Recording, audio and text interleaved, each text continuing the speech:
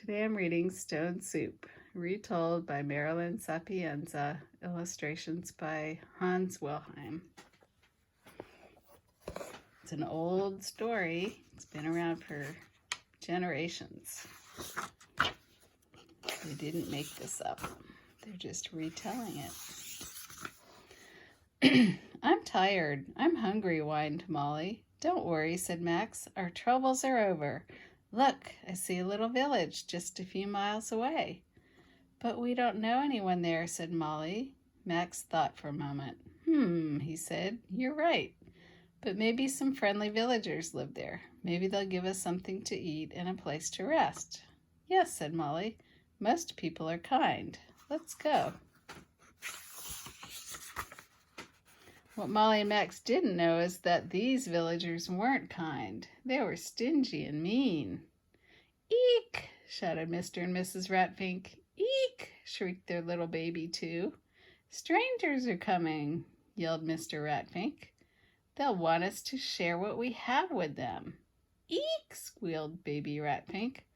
Let's hide our food. Let's close our shops, said the butcher. Guess they don't feel like sharing. They're hiding their food. The town banker hid his money. He put a sign on the bank, closed.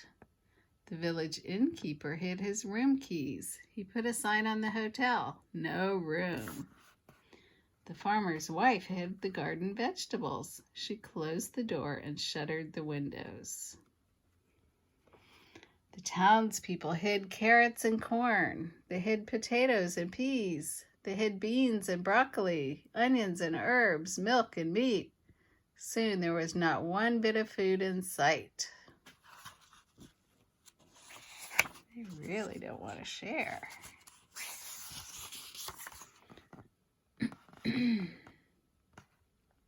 All the villagers practiced looking hungry. But by the time Molly and Max reached the village, there was no one around. Where is everyone? Asked Molly. They're probably inside having lunch, reasoned Max. Can't you smell something delicious?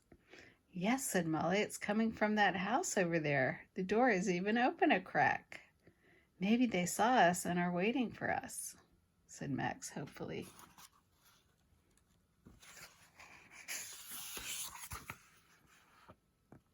But when Molly and Max got to the door, it slammed shut.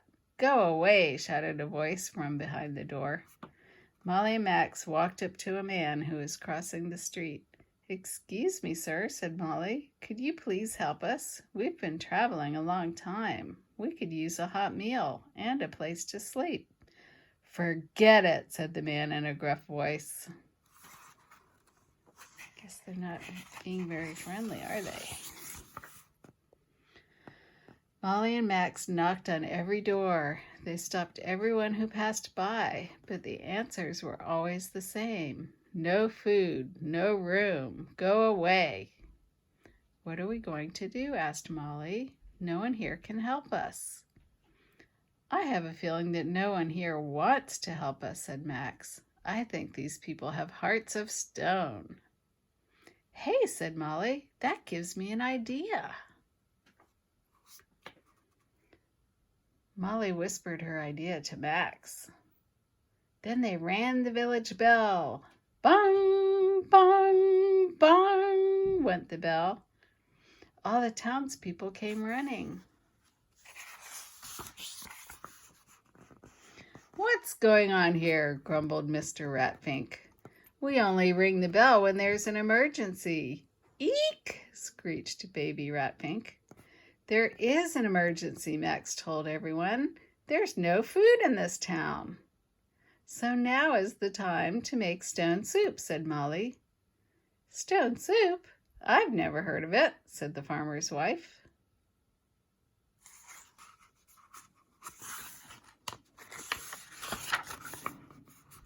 Of course you haven't heard of it, said Molly. It's a secret recipe. But we'll share the recipe with you just the same, said Max. Then we'll all have something to eat and none of us will be hungry. Well, said the villagers impatiently, what do we do first? Molly answered, Heat some water in a pot.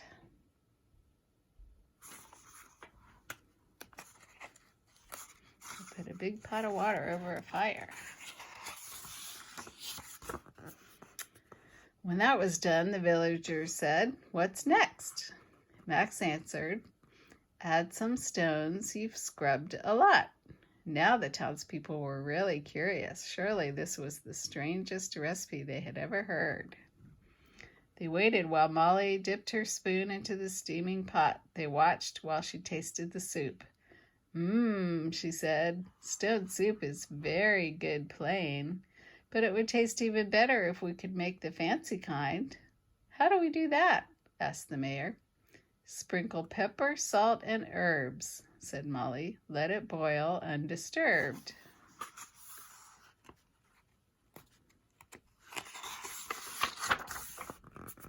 "I have those things," said the mayor's wife. "I'll be right back." She hurried back with her pocket full of herbs and spices. "Oh, thank you," said Molly as she added the seasonings to the soup. "What's next?" asked the mayor's wife. "Drop in carrots, onions too. Let the soup heat through and through," said Molly. "But we'll just have to do without carrots and onions," she sighed. "I have those things," said the farmer's wife. "I'll be right back."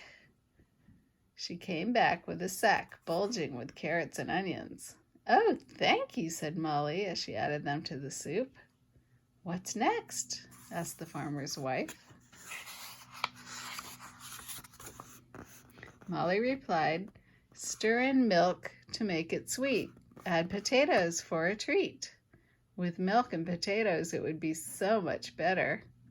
"I have milk," shouted the butcher's wife, "and the banker's wife has potatoes. We'll be right back."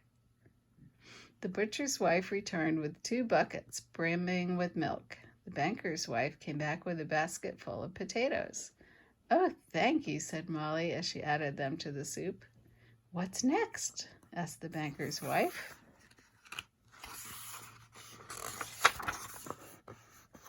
Max replied, "Toss in meat cubes. Let it stew. Let it bubble. Let it brew." "Too bad we don't have any meat," sighed Molly. "I know where to get some," said the butcher excitedly. "I'll be right back." A short time later, the butcher returned with a huge chunk of meat, which he quickly cut into pieces. "Oh, thank you," said Molly as she stirred the meat pieces into the boiling pot. "What's next?" asked the butcher.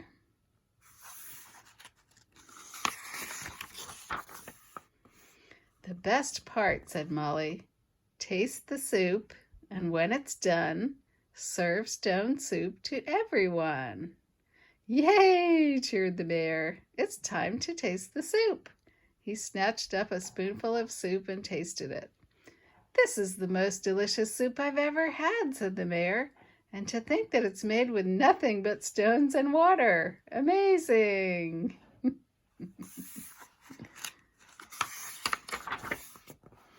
"It's time to serve the stone soup," announced the mayor.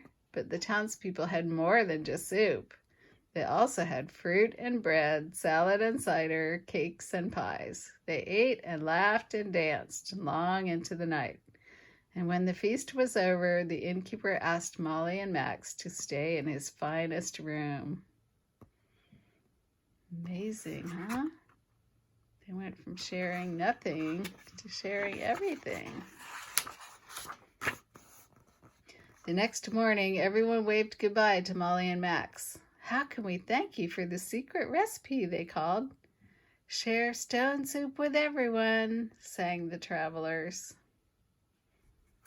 Here's the recipe for stone soup.